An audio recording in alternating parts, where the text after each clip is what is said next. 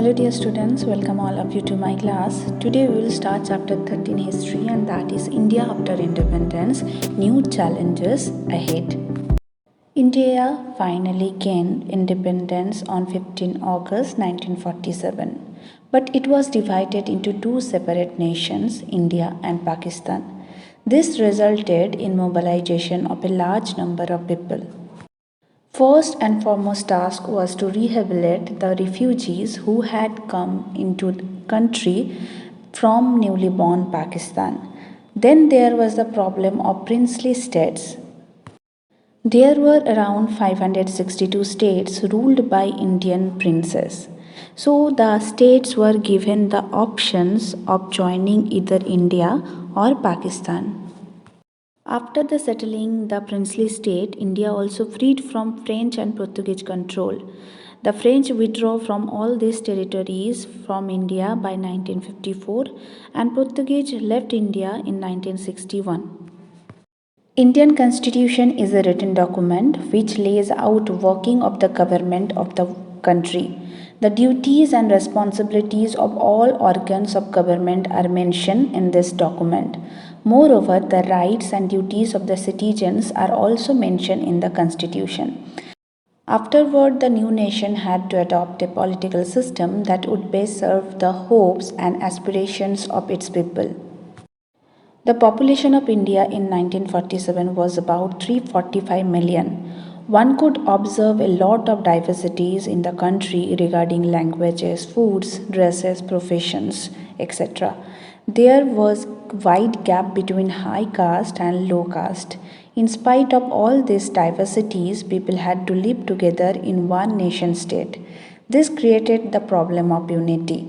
The problem of development was another major point. Indian economy was very weak at that time. The country got freedom.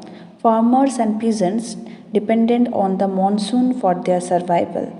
In the cities, factory workers lived in crowded slums with little access to education or health care. The new nation had to do a lot of work in order to eradicate poverty, illiteracy, etc. It had to increase productivity of agriculture and promote new job creating industries. So a written constitution was essential for the country. For this series of meeting on the country's political future was held. As a result, the Indian constitution came into being on 26 January 1950.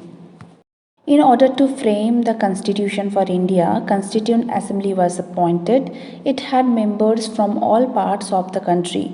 It met between December 1946 and November 1949. Discussions, debates were held in different issues in order to frame the constitution which could be acceptable by all. The features of Indian Constitution like first, Indian Constitution conferred universal adult franchise to all its citizens above the prescribed age limits. Another features of Indian Constitution was provision of equality before law. One important feature included in the Constitution was the provision of special privilege for poor and backward groups. Another feature, power sharing. Constituent Assembly spent many days in discussing the issues of sharing power between central government and the state governments. Discussion led the division of power between the center and states. Regarding national language, many leaders were of the view in that Hindi should be recognized as the national language, but leaders of non-Hindi states opposed this opinion. Prominent leaders B.R. Ambedkar was the chairman of drafting committee. His responsibility was to draft the constitution after compiling the reports of all the committee.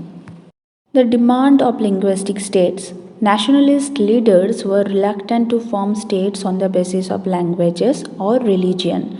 As the country had already undergone the trauma of partitions, Poti Sriramallu went on hunger strike and died after 58 days of strike, which made the condition worse. That's why a state reorganization commission was set up in 1953 after independence. According to its report submitted in 1956, the states were reorganized on the basis of language spoken by the people of different states. States of Andhra Pradesh, Tamil Nadu, Kerala, Assam, Bengal, Odisha, Karnataka, Maharashtra, Gujarat, Punjab, Haryana were organized on basis of language. Our next topic is India's foreign policy.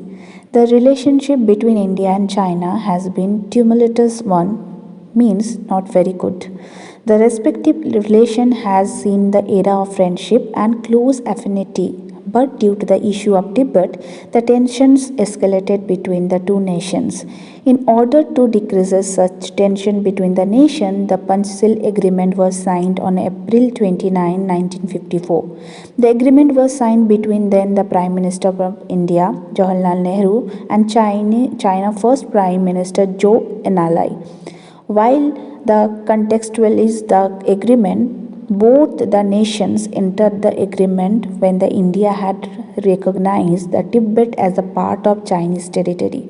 The term Panchashil itself means five principles and which are as follow: peaceful coexistence as the primary principle of agreement. Peaceful coexistence stressed upon the survival and sustenance of both the nation for peace so that maximum and integrated development could be achieved. Mutual respect for each other, territorial integrity and sovereignty.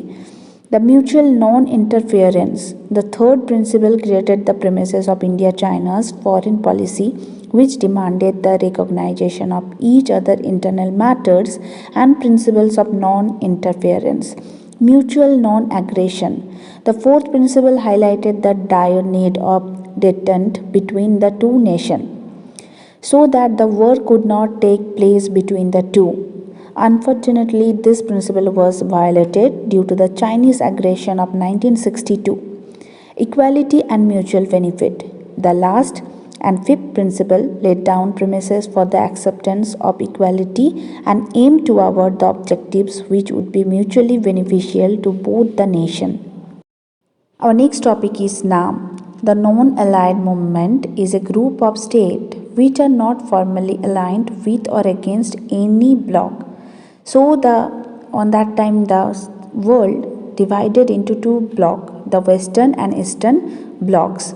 Western bloc led by the USA and Eastern bloc obviously led by the USSR. So the organization was founded, this NAM organization was founded in Belgrade in 1961 and was largely conceived by India's first Prime Minister Jawaharlal Nehru, Indonesia's first President Sukarno, Egypt second President Gamal Abdel Nasser, Ghana's first President Kwame Nkrumah, and Yugoslavia President Josip Broz Tito. All five leaders were prominent advocates of a middle course for states in the developing world between the Western and Eastern blocs in the Cold War. After gaining independence, India faced several problems like refugee, princely state, Indian constitution making. So, apart from this, the Indian economy suffered from various problems such as unequal development in different regions, low agricultural production, food scarcity, undeveloped industries and communication facilities, and last one, widespread poverty and illiteracy. Lifting India and Indians out of poverty and building a modern technical and industrial base were among the major objectives of the new nation. In 1950, the government set up a planning commission to help design and execute suitable policies for economic development.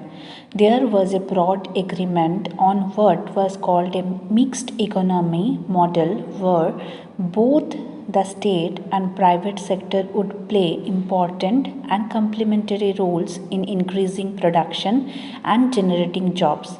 In 1956, the second five-year plan was formulated. This focused strongly on the development of heavy industries such as steel and on the building of large dams. These sectors would be under the control of the state. This focus on heavy industry and the effort at the state regulation of the economy was to guide economic policy for the next few decades. This approach had many strong supporters but also some vocal critics.